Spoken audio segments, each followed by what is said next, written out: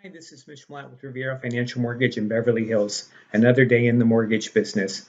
I want to let you know that I really appreciate you letting me assist you in getting the best mortgage financing for your home purchase or refinance.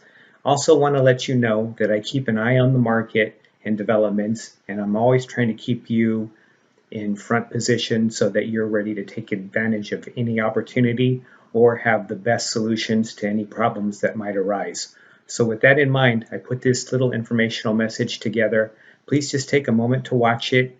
Let me know what you think, and let me know if you have any questions that I can help you with.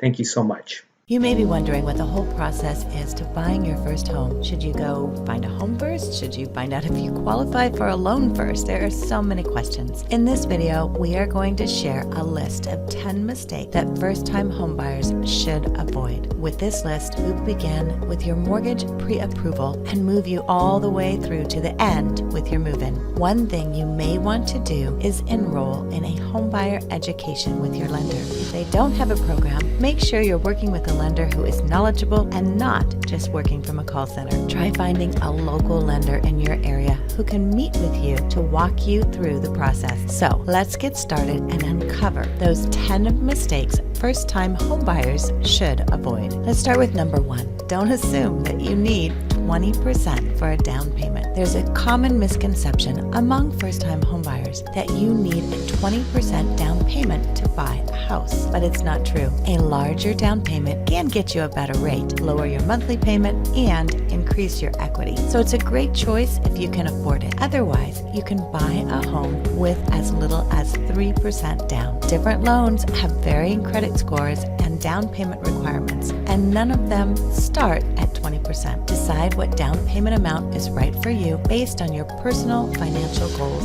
and budget. First-time homebuyers make a median average of 6% for a down payment. Let's move on to number 2, waiting to start saving. You'll need cash up front to cover your down payment and closing costs, so you'll need to be prepared for that. Plus, you need to purchase things like appliances or new furniture once you move in, so be prepared. Create a separate account for your home buying savings so you know exactly how much you have to contribute to your house. Automatic deposits can help you stay on track and grow your savings without having to remember when to contribute and how much. The third mistake to avoid is only saving enough money for your down payment. Yes, your down payment will account for most of your home savings goals, but it's not the only cost to consider. You'll be responsible for several closing costs when you buy a home. Closing costs can include these expenses: down payment, at least 3% of the home's purchase; loan origination fees, which is 1% of the home's purchase price; title insurance. This cost varies by location.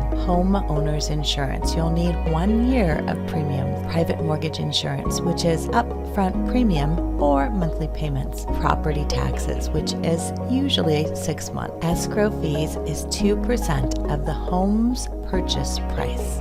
You'll also want to save money for your move-in plan. This may be just a couple $100s for professional movers. You may also want to install a fence or purchase a new kitchen appliance. You'll be able to better estimate your moving costs once you choose a house, but anticipate these extra expenses from the beginning. The fourth mistake to avoid is buying more home than you can afford. Receiving a mortgage pre-approval for a larger loan than you expected is exciting, but that doesn't mean you should take out a mortgage that is large. You know how much you can afford to pay on housing each month. Create a budget that makes sense and gives you some wiggle room. Take into account your monthly income, recurring expenses, and savings goals to determine how much house you can afford. Buying more house than you can comfortably afford may generate homeownership stress and make it hard to meet your other financial goals. If you think you can afford more than you currently pay in rent, try following that budget for a few months and contribute the extra housing costs to your savings. You'll see if it's a comfortable amount to spend on housing and how it impacts your finances before making the commitment. The fifth mistake is only getting pre-qualified and not pre-approved by your lender. Mortgage pre-qualification can provide you an estimate of what loans and rates you're eligible for, but it's not a guarantee. A mortgage pre-approval letter guarantees a mortgage amount and interest rates and gives you buying power to submit an offer on a house. If you're serious about home buying, you want a mortgage pre-approval letter. The sixth mistake to avoid is buying a home without creating a long-term plan. Buying a home is probably the biggest investment you'll make in your lifetime, and you want to stay long enough to build equity. Your first home doesn't have to be a forever home, but having a long-term plan can help you choose a house that fits your lifestyle goals. Be sure to balance your long-term needs, like growing a family or career goals, with what you can afford and what's available in your area. The seventh mistake to avoid is passing on a home inspection. It may be tempting to save money and skip out on the home inspection, but if you are buying a home that is over several years old, you want to most definitely find out what's up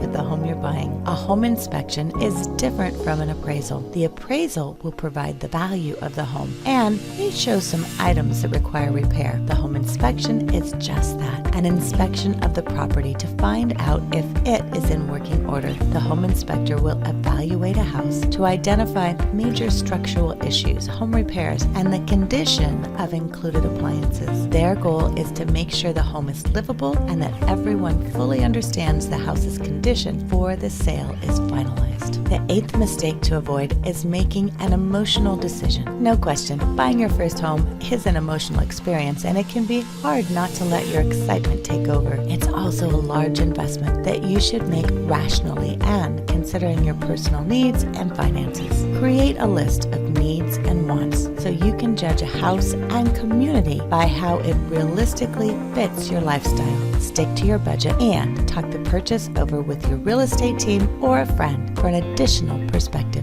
The ninth mistake to avoid is assuming that you know the local market. Even if you've lived in your area for your whole life, your real estate agent can provide you with a local comparative market analysis. This is a CMA to inform your offer letter and negotiations. A CMA compares recently sold and similarly valued homes in your location to determine a fair market value. This process is separate from a home appraisal and tells you how much the home may sell for and how quickly, considering current trends. The 10th mistake to avoid is opening new or closing existing credit lines before you close. After your offer is submitted on a house, the lender will perform a final credit check before providing the mortgage loan. New credit inquiries or lines of credit could impact your mortgage total and rates, potentially delaying the closing. Be sure to work with your lender on anything you need to do, and don't make any large purchases like buying that brand new truck that you think will look great in your driveway. Buying a home requires new information and challenges, but an experienced real estate and lending team and plenty of research can help you avoid these first-time home buyer mistakes.